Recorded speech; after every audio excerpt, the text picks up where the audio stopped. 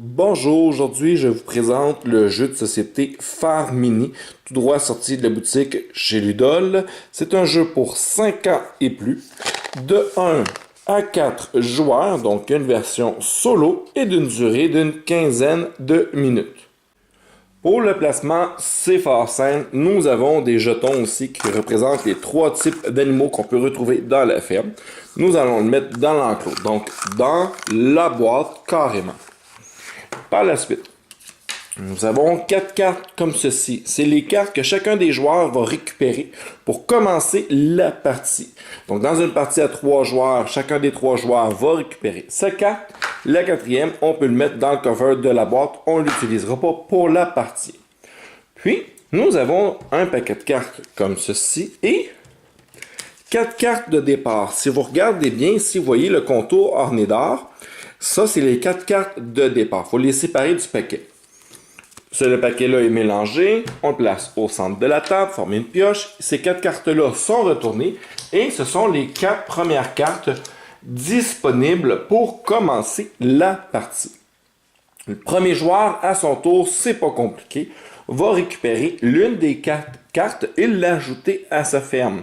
Pour ce faire, il faut qu'elle soit adjacente à une des cartes qu'il a déjà en place, donc pas en diagonale, mais vraiment sur l'un des côtés. Et il faut également que ça fitte. Donc, si par exemple, je prenais cette carte et celle-là, ce qui est important, c'est les clôtures. Donc, je regarde si j'ai une clôture, je ne peux pas mettre la carte comme ceci parce que la clôture ne continue pas. Donc, ça, ce n'est pas autorisé, c'est pas valide. Mais je pourrais la placer comme ceci.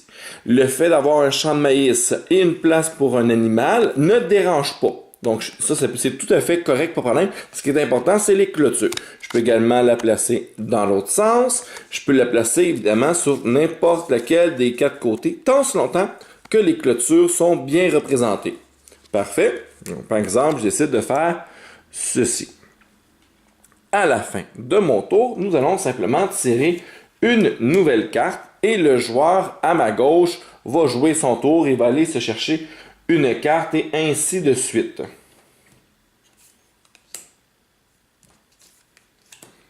Il y a des cartes comme ceci.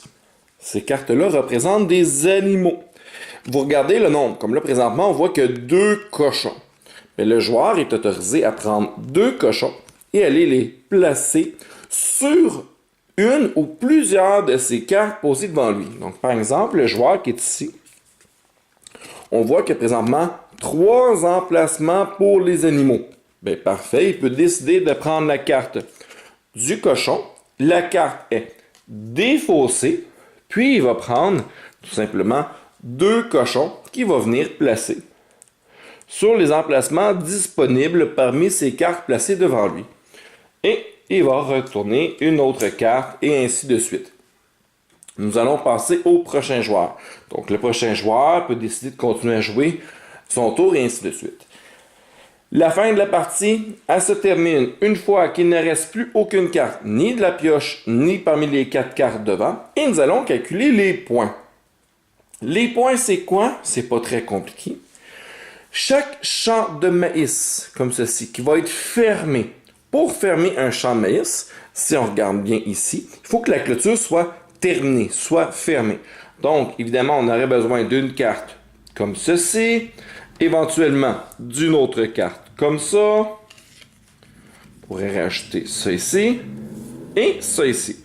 Si on regarde bien, on voit ici que l'enclos est bien fermé.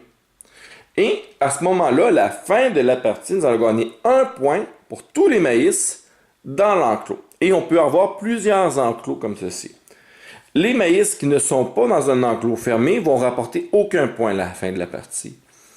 Il y a un petit bémol. Si jamais nous avons racheté par exemple une poule, mais malheureusement, dès que un ou plusieurs animaux, ils vont manger la totalité de nos récoltes. Donc, chaque champ de maïs, à ce moment-là, va rapporter aucun point, 0 point à la fin de la partie.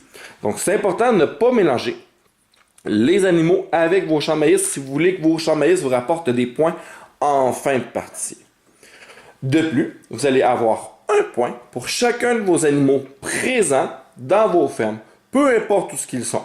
Donc, par exemple, ici, le joueur qui est là rapporterait 2 points pour ces 2 cochons.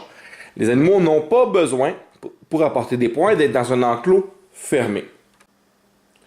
L'importance de mettre des animaux dans un enclos fermé, c'est de pouvoir les protéger contre les attaques de loups. Éventuellement, si, mettons, on continuerait à jouer, on va tirer les 4 cartes. Je jouerai mon tour, j'ai un beau petit cochon. Je ne veux pas mettre mon cochon dans l'enclos. Je le mets donc ici à l'extérieur. Les autres joueurs vont continuer à jouer. OK. Par exemple, nous, on joue ici. Juste montrer un petit exemple. Et là, regardez, on a des cartes comme ceci. Lorsque cette carte va être tirée, pour venir compléter une 4e carte, bien, il va y avoir une attaque de loup. Le loup va manger tous les cochons, parce qu'on voit ici le symbole de cochon. Donc, par exemple, si vous avez une poule, bien, il ne mangera pas la poule, parce que c'est du cochon qu'il veut manger. Et il va manger tous les cochons qui ne sont pas dans des enclos.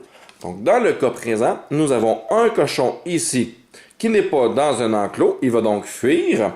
Nous avons 2 autres cochons ici qui sont chacun pas dans un enclos fermé. Donc, tous ces cochons-là auraient fui. Si j'avais, par exemple, une poule également qui, elle, n'est pas dans un enclos fermé, mais la poule, elle va rester puisque ce n'est pas les poules qu'il veut manger. Autre chose, si nous avions un cochon qui était ici. Dans l'enclos fermé, ben, le cochon, il est protégé et il ne fera pas peur, le loup ne fera pas peur au cochon puisqu'il est protégé. Donc, c'est quelque chose qui va être important à garder un œil dessus pour justement s'assurer de ne pas perdre tous nos animaux. Voilà, ce n'est pas plus compliqué que ça pour le jeu de Farmini.